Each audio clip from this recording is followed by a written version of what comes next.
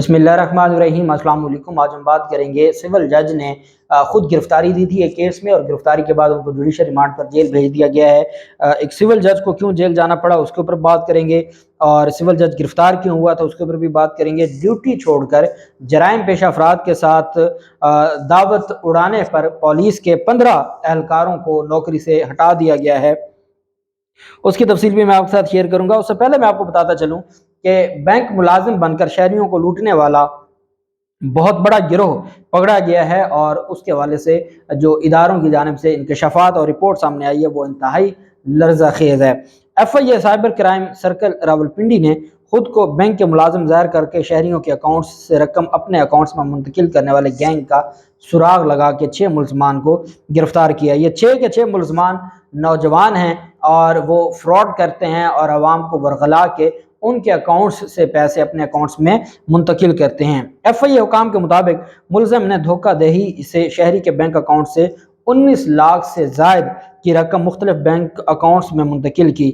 सादा लोह शहरियों से माली फ्रॉड में मुलव्वस मुनज़्ज़म गैंग के 6 मुलजमान को रावलपिंडी के मुख्तलिफ मकामात पर छापे मारकर गिरफ्तार किया गया। मुलजमान पर इल्ज़ाम है कि उन्होंने खुद को बैंक मुलाजमीन ज़ाहिर करके माली फ्रॉड किए।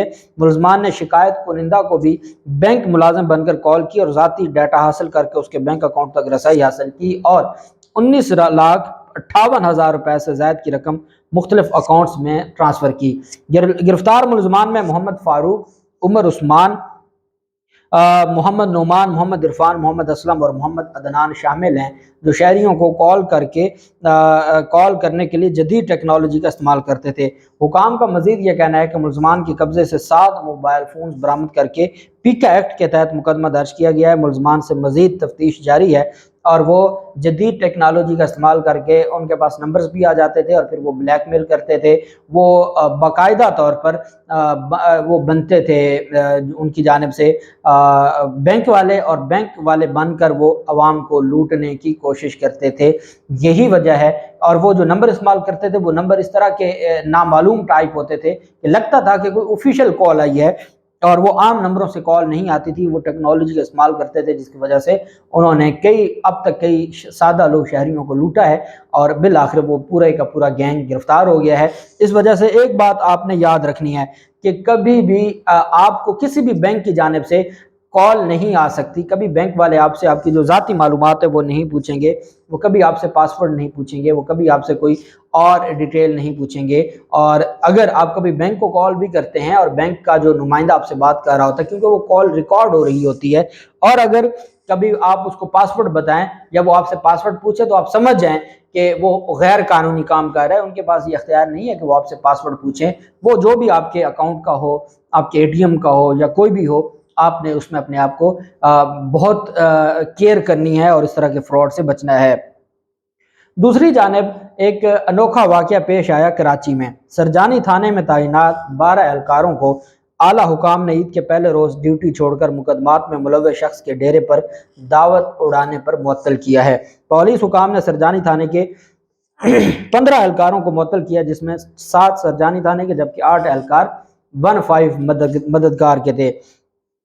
एहलकारों की वीडियो सोशल मीडिया पर वायरल हुई थी, जिसमें वो ईद के पहले रोज़ ड्यूटी छोड़कर अकबर चांडियो नामी शख्स की दावत पर बावर्दी उसके डेरे पर मौजूद थे। वीडियो में पुलिस की मोबाइलें अकबर चांडियो के डेरे के बाहर खड़ी नजर आ रही थी। पुलिस हुकाम के मुताबिक अकबर चांडियो पर सरजानी और एंटी इंक्रोचमेंट में मुकदमा दर्ज हैं।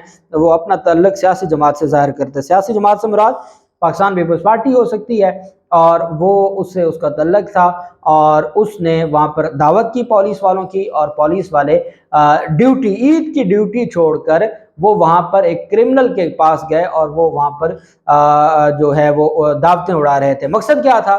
मकसद सिर्फ ये था कि जी इनके तल्लुकात हैं, क्रिमिनल के साथ इनके तल्लुकात हैं, और गैर कानूनी धंधों में ये मुलव्वस हैं। हर तरह के जो गैर कानूनी मामलात हैं उसमें ये लोग मुलव्वस हैं। हर तरह की जो क्राइम है उसमें ये लोग मुलव्वस होते हैं। हत्ता के भत्ताखोरी में ये मुलव्वस हैं, डकैती में ये मुलव्वस हैं। चोरों को जब पकड़ा जाता है, चोरों के गैंग के पीछे इनका नाम निकलता है। ये पर मंथ जो बड़े बड़े क्रिमिनल्स हैं उनसे मंथलियाँ लेते हैं, दिहाड़ियाँ लेते हैं, और ये हर उस गलत काम में मुलव्वस हैं। اور ان کی تربیت ہی بدقسمتی سے ایسی کی جاتی ہے کہ ان کے اندر نہ قانون کی اور نہ قانون کا احترام ہوتا ہے، نہ اپنے عہدے کا احترام ہوتا ہے، اور نہ ہی یہ عوام کے خیر خواہ ہوتے ہیں۔ اور اللہ ماشاء اللہ سارے لوگ ایک جیسے نہیں ہوتے، لیکن جو میجورٹی ہے وہ ہمیں ایسی نظر آتی ہے کہ عوام کے ساتھ ہمیشہ زیادتی کرتے ہوئے نظر آتے ہیں۔ اب ناکے پر اگر کہیں ناکا لگا ہوا ہے اور آپ کو روکا گیا ہے تو آپ کو یہ نہیں فیل ہوگا کہ وہ میری پروٹیکشن کے لیے کھڑے ہوئے ہیں، بلکہ اسی لمحے آپ اپنے آپ کو غیر محفوظ سمجھیں گے۔ یہی ایک بہت بڑی بدقسمتی ہے کہ یہ چیزیں، اور پھر انہوں نے ایک نیا کام شروع کیا ہوا ہے۔ آپ گاڑی پہ جا رہے ہیں، گاڑی آپ نے روکی ہے تو وہ آپ کی گاڑی میں اور کچھ بھی نہیں ہے تو وہ آپ کا پرفیوم اٹھا لیں گے، جی یہ مجھے دے دیں، یہ کچھ چیز پانی اٹھا کے لے لیں گے۔ یہ اس حد تک چلے جاتے ہیں کہ انسان سوچتا ہے کہ یہ اپنی جو ڈیوٹی ہے اس کو نہیں نبھا رہے اور اپنی ڈیوٹی نبھانے میں یہ غفلت برت رہے ہیں۔ دوسری جانب سابق جو صدر تھے سپریم کورٹ بار ایسوسی ایشن کے، ان کو گرفتار کیا گیا تھا اور ان کا قتل کیا گیا تھا۔ سابق صدر سپریم کورٹ بار ایسوسی ایشن لطیف آفریدی کا، بہت بڑا نام تھا لطیف آفریدی کا، اور ان کو قتل کیا گیا تھا۔ ایک خاندانی دشمنی تھی اور پہلے ان پر ایک مقدمہ تھا، اس مقدمے میں یہ رہا ہو گئے تھے، بری ہو گئے تھے، اور پھر اس کے بعد ان کو دشمنی میں قتل کر دیا۔ اس میں ایک جج کو گرفتار کیا گیا تھا، اور گرفتار جج کو جوڈیشل ریمانڈ منظور ہوا۔ عدالت نے ملزم عبد الماجد آفریدی کو 14 روزہ جوڈیشل ریمانڈ پر جیل بھیج دیا۔ انسداد دہشت گردی عدالت پشاور میں سابق صدر سپریم کورٹ بار ایسوسی ایشن عبد اللطیف آفریدی قتل کیس کی سماعت ہوئی، جس میں مقدمے میں گرفتار سول جج عبد الماجد آفریدی کو پیش کیا گیا۔ عدالت نے ملزم عبد الماجد آفریدی جج کو جیل بھیج دیا۔ پولیس کے مطابق ملزم عبد الماجد آفریدی کو مدعی مقدمہ نے دفعہ 164 کے تحت نامزد کیا ہے۔ ملزم کے خلاف دفعہ 109 کے تحت مقدمہ درج کیا گیا۔ عبد اللطیف آفریدی ایڈوکیٹ کو 16 جنوری 2023 کو پشاور ہائی کورٹ بار کے اندر قتل کر دیا گیا تھا۔ جائے وقوع پر مرکزی ملزم عدنان آفریدی کو حراست میں لیا گیا تھا۔ واقعے میں جو نامزد 3 دیگر سہولت کار ملزمان ذاکر، فواد اور عادل ایڈوکیٹ ضمانت پر رہا ہوئے، جبکہ ملزم سول جج عبد الماجد آفریدی نے نامزد ہونے کے بعد خود گرفتاری دی تھی، اور خود گرفتاری دینے کے بعد چونکہ وہاں پر سب سے جو حفاظتی کام ہے وہ یہ ہے کہ آپ اپنے آپ کی گرفتاری دے دیں اور خود کو سرنڈر کریں، کیونکہ وہاں پر جو بدلے کی آگ ہے بدقسمتی سے وہ بہت زیادہ ہے۔ سب سے پہلے دہشت گردی عدالت کے جج کا قتل ہوا، اور ایک ہی خاندان کے 4 افراد کو قتل کیا گیا جو موٹر وے ٹول پلازا پر سوات، اور جب وہ قتل ہوا اس کے بعد پھر اسی سابق صدر سپریم کورٹ بار ایسوسی ایشن لطیف آفریدی کے خلاف مقدمہ درج ہوا، دہشت گردی کا مقدمہ درج ہوا، ان کے بیٹوں کے خلاف مقدمہ درج ہوئے۔ ان پر الزام یہ تھا کہ انہوں نے میل ملاپ کر کے اپنے آپ کو بھی رہا کروا لیا، بری کروا لیا، اور اپنے بیٹوں کو بھی بری کروا لیا۔ یہ الزام تھا، اور اس الزام کی بنیاد پر ان کے خلاف جو کارروائی تھی وہ ختم ہو گئی تھی، اور پھر جو عدنان آفریدی تھا اس نے اپنے آپ کو، اور اس میں بہت بڑی پیمانے پر پنچایتیں بیٹھی تھیں اور ڈسکشن ہو رہی تھی، اور وہاں پر بہت ساری چیزیں بہتر ہو رہی تھیں، لیکن بدقسمتی سے یہ افسوسناک واقعہ پیش آیا اور لطیف آفریدی کو قتل کر دیا گیا۔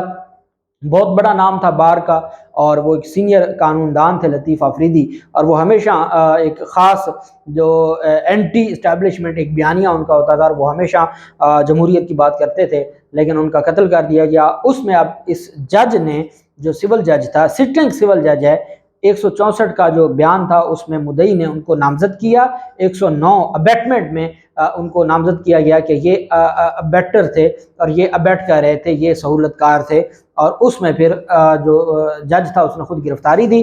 گرفتاری کے بعد ان کو دہشت گردی عدالت میں پیش کیا گیا، ملزم سے کوئی ریکوری نہیں ہونی تھی تو ان کو جوڈیشل ریمانڈ پر جیل بھیج دیا۔ الٹیمیٹلی ان کی ضمانت ہو جائے گی، اور ضمانت ہونے کے بعد وہ بری بھی ہو جائیں گے اور ان کی نوکری بھی بچ جائے گی۔ اب اللہ کرے کہ یہ سلسلہ یہیں پہ رک جائے، جو ذمہ داران ہیں ان کو سزا ہو جائے، اور یہ جو دشمنی اور بدلے کی ایک آگ ہے یہ ٹھنڈی ہو جائے۔ اللہ پاک پاکستان کا حامی و ناصر ہو۔ بہت شکریہ۔ اللہ حافظ۔ پاکستان زندہ باد۔